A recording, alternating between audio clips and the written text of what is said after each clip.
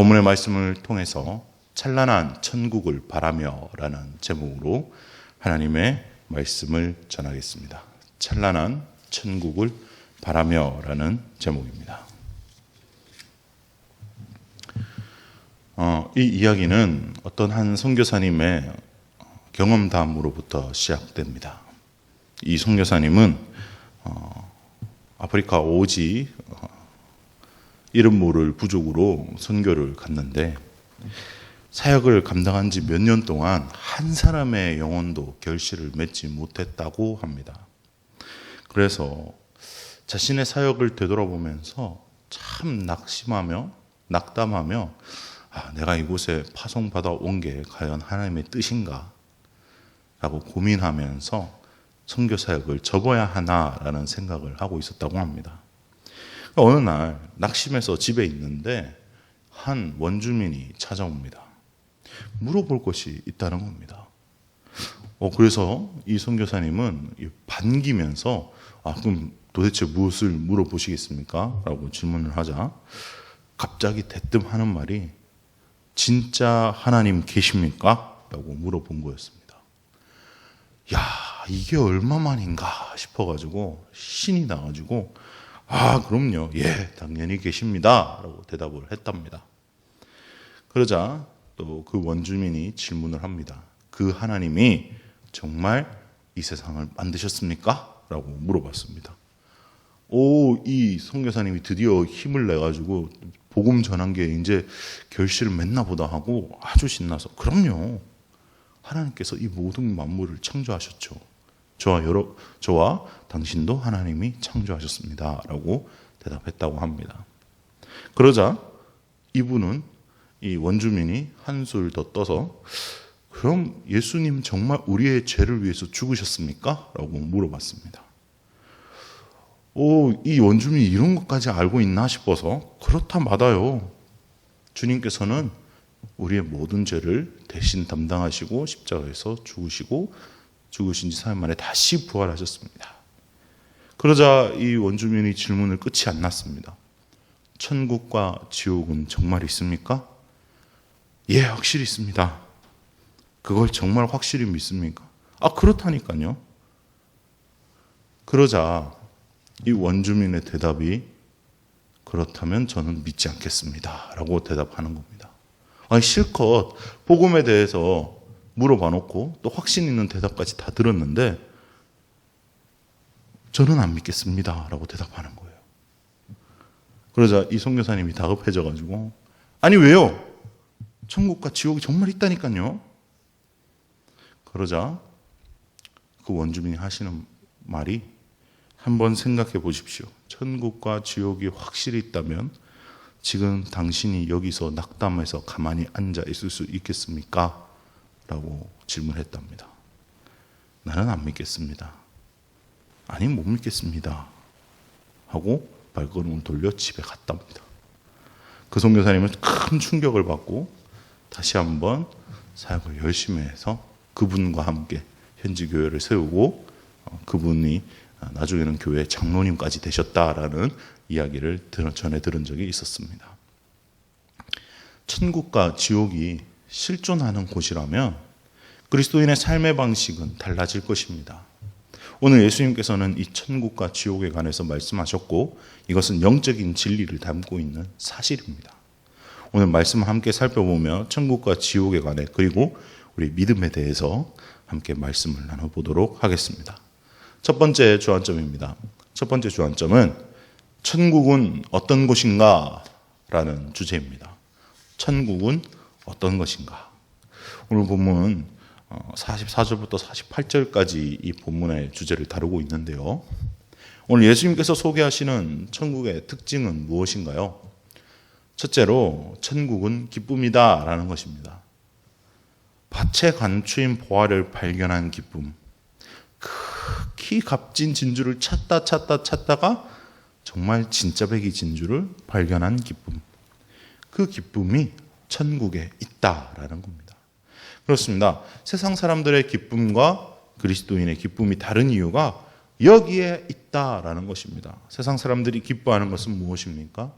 일확천금, 로또 맞는 일. 투자한 비트코인이 5천만 원을 돌파하는 일, 좋은 집 당첨되는 거, 또 좋은 차를 사는 거, 명예를 얻는 거, 권력을 얻는 거, 그런 일들입니다. 즉 다시 말해 나의 유익에 관해 기뻐하는 거예요. 나의 유익. 물론 이런 것을 얻을 때 기뻐하지 말아야 한다는 것은 아니에요. 감사한 일이죠. 좋은 일입니다. 그러나 그리스도인은 이런 환경에 의해서 기뻐하는 사람들이 아니다라는 사실이죠. 세상 사람들은 이런 것이 없으면 기뻐하지 않습니다. 그러나 그리스도인들은 그런 것이 없어도 기뻐하는 사람들입니다. 그리스도인은 밭에 감추어져 있던 보화를 발견한 기쁨으로 가득 차고 극히 값진 진주를 발견해서 그것을 모든 것을 팔아 그것을 다 사는 기쁨으로 넘치는 것이 그리스도인의 기쁨의 조건이다라는 것입니다. 여러분의 기쁨의 조건이 이 천국이십니까? 아멘입니다. 왜 천국이 기쁨의 조건입니까? 거기는 내 사랑하는 주님과 함께 영원히 있는 곳이기 때문입니다. 사랑하는 주님의 얼굴을 볼 수 있고 날 위해 피 흘리신 손의 못자국도 볼 수 있고 창자국도 볼 수 있는 곳입니다. 내 사랑의 주님과 시간 제한 없이 함께 계속 있는 것입니다. 거기에는 눈물도 없고 죽음도 없고 애통하는 것이나 곡하는 것이나 아픈 것이나 힘든 것이나 전혀 그런 것들이 없는 곳입니다. 그곳은 영원한 기쁨과 환희로 가득 차 있는 것이며 사랑으로 충만한 곳입니다. 사실 다른 거창한 이유가 없습니다. 내 사랑하는 주님이 그곳에 계시다라는 하나만으로 기쁘다라는 거예요. 내 사랑하는 주님이 그곳에 계시니까 거기 가고 싶은 거예요. 제가 둘째 예찬이를 출산할 때 일이었어요. 물론 제가 출산한 건 아니고요. 저희 아내가 출산할 때 제가 5일간 함께 병원 신세를 지면서 아내를 간호했었습니다. 첫째 예주를 처가에 맡겨놓고 아내 간호에 집중하고 있는데 둘째가 태어났지만 첫째가 눈에 아른거리면서 밟히는 거예요. 태어나서 처음으로 엄마 아빠와 헤어지잖아요. 예주는 잘 있을까? 엄마 아빠 없이도 잘 지내고 있을까? 엄마 아빠를 보고 싶어 하지 않을까? 그렇게 생각하면서 5일을 참고 드디어 태어나는 날 아내와 예찬이와 함께 처가에 갔습니다. 그리고 예주를 보는 순간 예주가 아빠! 하고 생긋 웃던 모습이 지금도 눈에 서네요. 기쁨이죠. 눈에 넣어도 아프지 않을 딸이 아빠! 하고 웃는 모습에 저는 그때 천국을 생각했습니다. 하나님께서도 제가 세상에서 주님이 맡기신 일들을 다 하고 하나님 아버지 앞으로 가서 아빠! 라고 생긋 웃으면 하나님 아버지 눈에서도 감동의 눈물이 나겠구나. 나로 인해 하나님 아버지께서 기뻐하시겠구나. 나 또한 아버지를 본 기쁨으로 나의 근본이신 분을 본 기쁨으로 가득 충만하겠구나 싶어서 한동안 천국의 임재에 감격했었습니다. 천국을 발견한 기쁨은 이 기쁨이죠. 모든 것을 주더라도 바꿀 수 없는 기쁨입니다. 오늘 이 기쁨이 저와 여러분에 넘치고 또 이 기쁨을 우리가 만나는 모든 사람들에게 그 임재를 나눠주는 주사랑교회 성도들 되시길 주님의 이름으로 축원드립니다. 천국은 또 어떤 곳입니까? 천국의 두 번째 특징은 누구나 다 갈 수 있는 곳은 아니다라는 겁니다. 누구나 다 갈 수 있는 곳은 아니다. 두 번째 특징은 사뭇 진지합니다. 천국은 누구나 다 가고 싶어 하는 곳이지만 아무나 다 들어갈 수 있는 곳은 아니다라는 거예요. 주님이 그렇게 말씀하셨습니다. 오늘 이와 관련해서 우리가 잘 아는 찬송가인 나 같은 죄인 살리신이라는 찬송가를 작곡하신 존 뉴턴, 그분은 이렇게 말씀하셨습니다.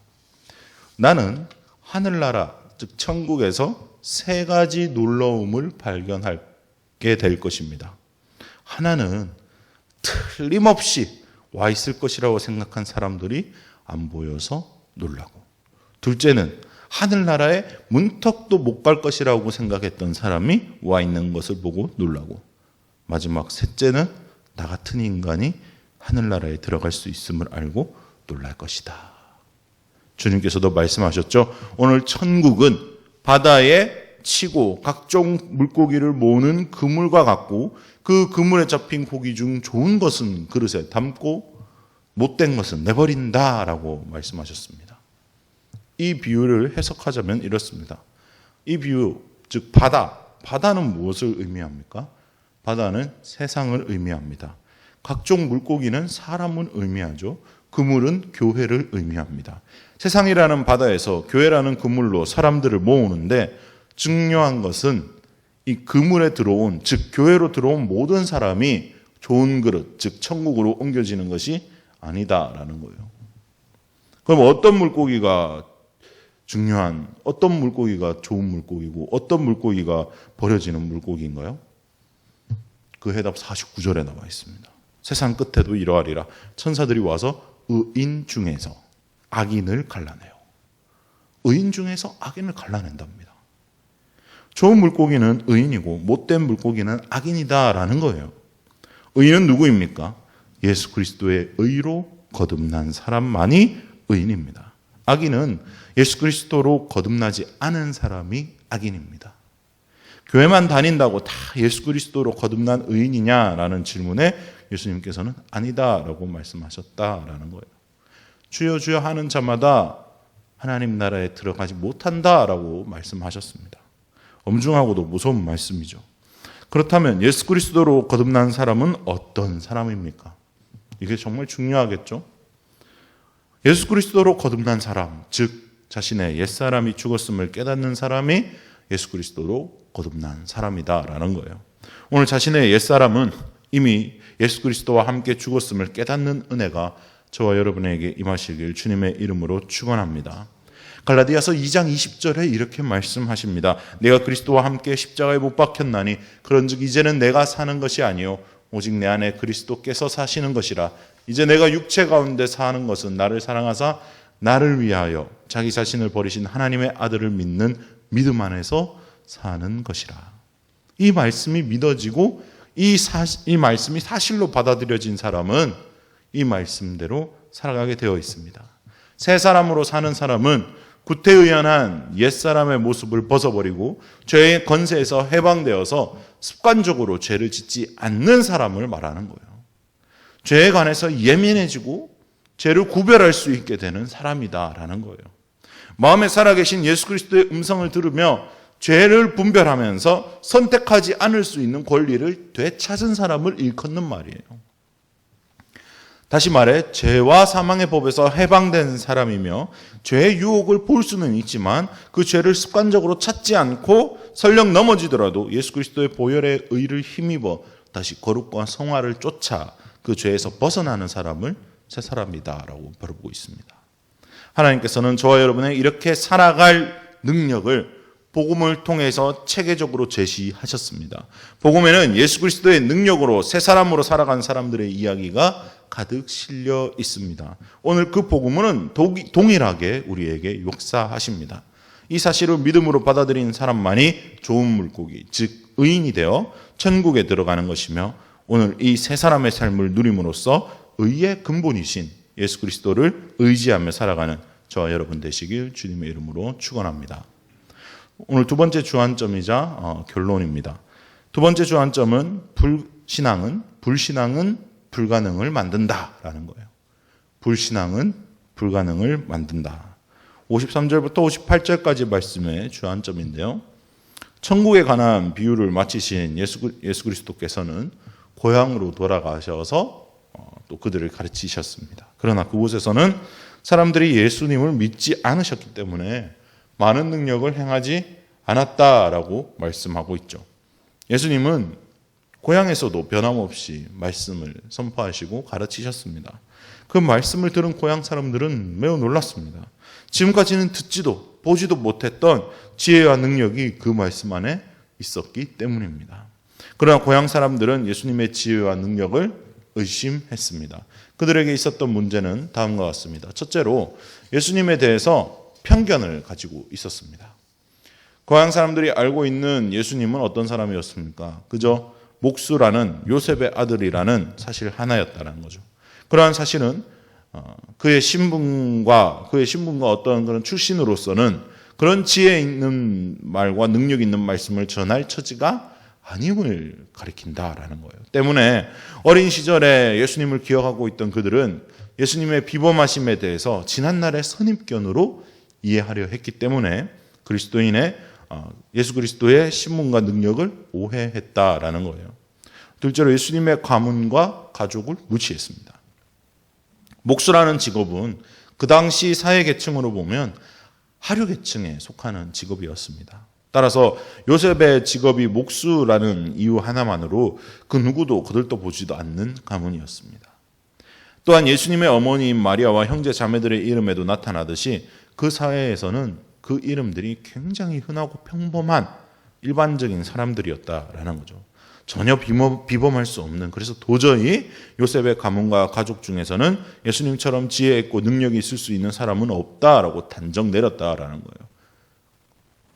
그 엄마 이름도 나오고 그 누이들도 나오고 그 형제의 이름들까지 다 열거하면서 우리가 이 사람들 출신을 다 아는데 그 가정 귀족도 아닌데 라고 이야기하는 거예요. 그러나 하나님께서는 그 비천했던 가문을 통해서 다윗의 혈통을 따라 메시아를 탄생시켰다라는 사실을 그 사람들은 알지 못했다라는 거죠. 셋째로 예수님의 지혜와 능력을 직접 보면서도 배척했다라는 거예요. 고향 사람들은 자신들이 직접 해당해서 예수님의 가르치심을 보고 놀랐으면서도 자신들이 갖고 있던 예수님에 대한 편견과 그가 평범한 신분으로 태어났다는 사실 하나만으로 예수님을 거부했습니다. 이는 하나님을 무시하고 배척하는 불신앙적인 태도의 전형이죠. 기독교 신앙에 있어서 이러한 선입견은 믿음의 장애물이 됩니다. 우리는 이런 선입견이 있는지 없는지 한번 체크해 봐야 하겠습니다. 그렇습니다. 사도 바울은 내게 능력 주시는 자 안에서 내가 모든 것을 할 수 있다라고 고백했고 주님께서도 할 수 있거든이 무슨 말이냐. 믿는 자에게 능치 못할 일이 없다라고 말씀하셨습니다. 불신은 손해만 가져옵니다. 오늘 본문도 그를 증거합니다. 그들이 믿지 않음으로 말미암아 예수님께서 그곳에서 많은 기적을 행하지 않았다라고 말씀하시죠. 주님이 능력을 행치 않으신 데는 반드시 그 이유가 있습니다. 죄사함과 병고침과 하나님의 자녀가 될 수 있는 능력은 믿는 자에게만 따르는 하나님의 은혜다라는 거죠. 그러나 믿지 않는 자에겐 은혜도 능력도 따르지 않습니다. 오늘 혹시 우리에게도 이런 선입견이 있지는 않은지 돌아보길 바랍니다. 많은 그리스도인들이 하는 변명 아닌 변명 뭡니까? 내가 기도해봤는데 안 되더라. 그 기도한다고 되겠어? 기도해도 안 되던데. 그런 말을 들을 때 여러분은 어떻습니까? 해봤는데도 안 되면 뭐 어쩔 수 없지 하고 넘어가야 하겠습니까? 그렇지 않습니다. 기도는 언제까지 하는 것입니까? 될 때까지 하는 겁니다. 될 때까지. 특전사의 구호가 있죠. 안 되면 되게 하라. 크리스찬은 약간 구호를 바꿔서 말하면 안 되면 될 때까지 기도하는 거예요. 그것이 바로 하나님의 능력을 믿는 것이고 하나님께서 하실 사역의 통로를 열어드리는 것입니다. 이게 될까요? 라는 믿음 없는 말을 하는 것이 아니라 이게 되네 확신으로 기도했는데도 안 되면 어떻게 하지? 라는 불신의 말이 아니라 기도하면 하나님께서 일하신다라는 믿음의 언어로 우리의 언어 습관과 선입견이 변화되기를 주님의 이름으로 축원합니다.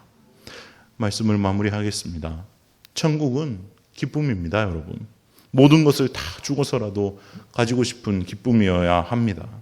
천국의 기쁨을 누리고 있느냐 아니냐는 믿음 생활을 가로짓는 중요한 잣대가 됩니다.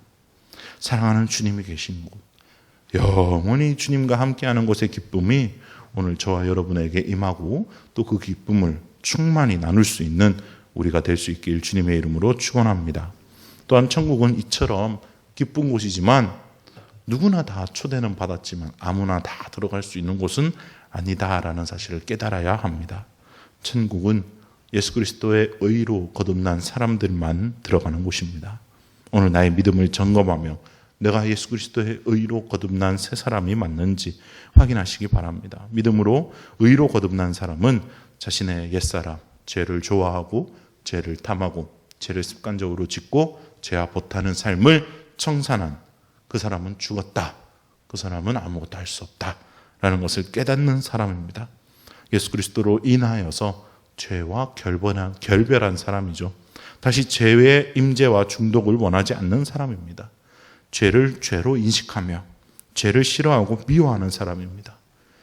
내 안에 계신 예수 그리스도를 날마다 선택하는 사람이며 그 예수 그리스도로 인하여 기뻐하며 살아가는 사람입니다. 이 옛사람을 벗고 새 사람으로 살아가며 천국 가는 그날까지 우리 주님과 동행하는 저와 여러분 되시길 주님의 이름으로 축원합니다. 또한 불신앙은 불가능을 만든다라는 것을 기억하시기 바랍니다. 사도 바울은 내게 능력 주시는 자 안에서 모든 것을 할 수 있다라고 말씀하셨고 주님께서 역시 믿는 자에겐 능지 못할 일이 없다라고 말씀하셨습니다. 불신은 손해만 가져온다. 주님만 따르고 주님을 믿을 때 기도해도 안 되네가 아니라 기도하면 되고, 기도해봤는데 안 되면 어떡하지가 아니라 기도하니까 하나님이 일하시더라라는 믿음의 간증을 할 수 있는 그런 충만한 성령의 임재를 누리는 저와 여러분 되시길 주님의 이름으로 축원합니다.